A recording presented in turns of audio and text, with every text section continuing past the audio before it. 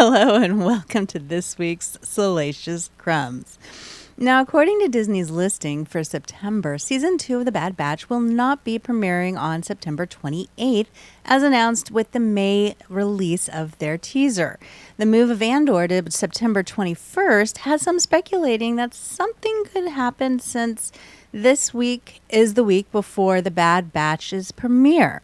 Now, we could hear more about their plans on the upcoming Disney Plus Day on September 8th, or they may say something during D23, which starts on September 9th. Disney has announced the behind-the-scenes of special Obi-Wan Kenobi, A Jedi's Return, which will premiere on September 8th for Disney Plus Day. Like the other live-action behind-the-scenes specials they've released, it will show film footage and have interviews of the actors and the director. With the announcement also came a trailer and this poster. We'll put a link for that trailer in our show notes. Now, since Andor's showrunner Tony Gilroy wasn't able to direct any episodes this first season, we've been speculating how many he could do for the second season. Well, now we know. When asked during an interview with the playlist if he directed any episodes for Season 2, he replied, "I am not," and later clarified saying this: "How I was even going to, COVID kind of saved the show because I was so ignorant and naive about how difficult and how huge and what it was going to be. I had no clue, and if I had directed, it would have been, I don't know what would have happened to the show.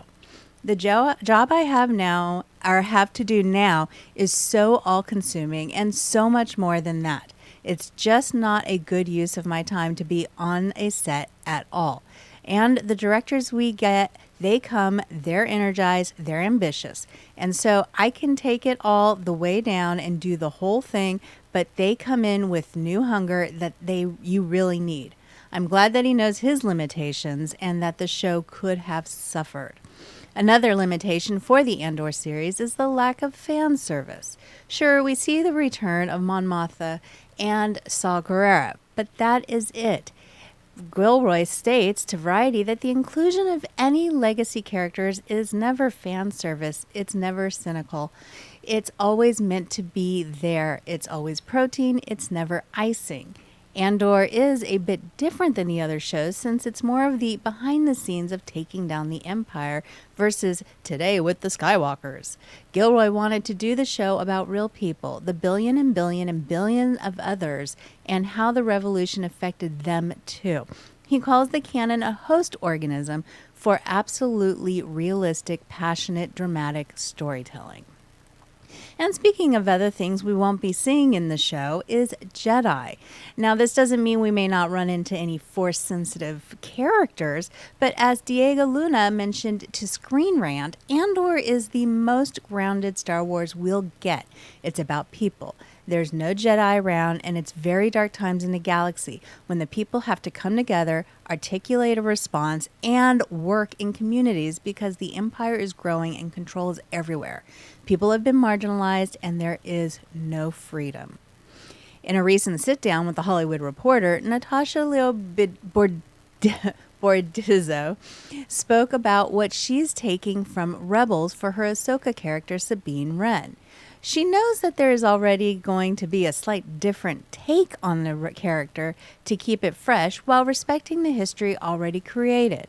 She lists her unbelievable bravery, spirit, and swag she maintains during the challenges and the heartaches.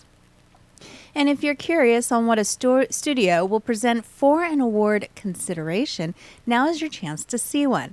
ILM has revealed the VFX reel that got the Book of Boba Fett nominated for the Emmy Award for Outstanding Special Effects.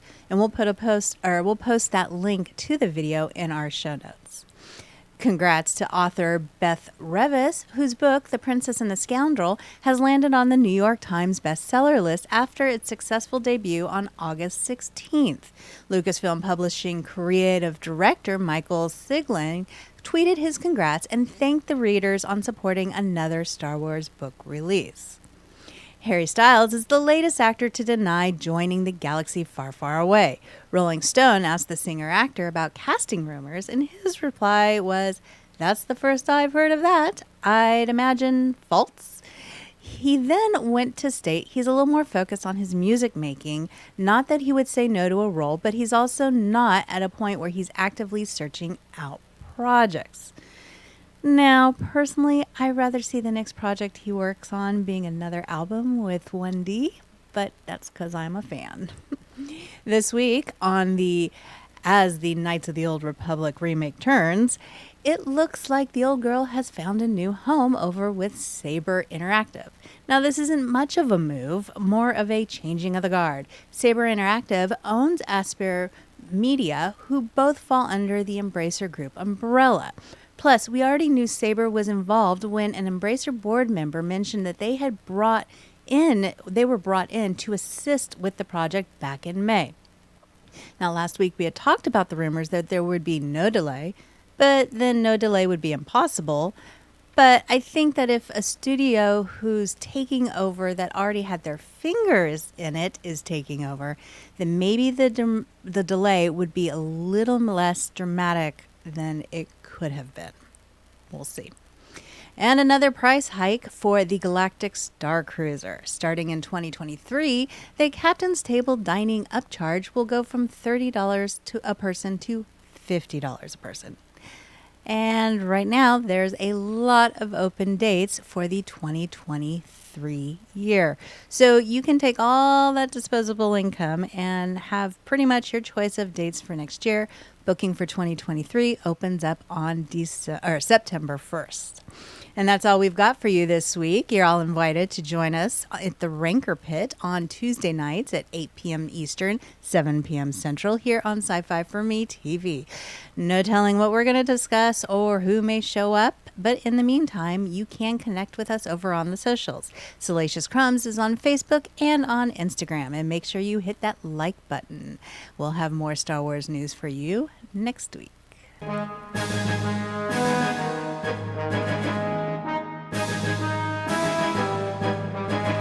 Copyright 2022 by Flaming Dog Media, LLC. All rights reserved. No portion of this program may be retransmitted without the express written consent of Flaming Dog Media. You're watching Sci-Fi For Me TV, delivering the multiverse since 2009.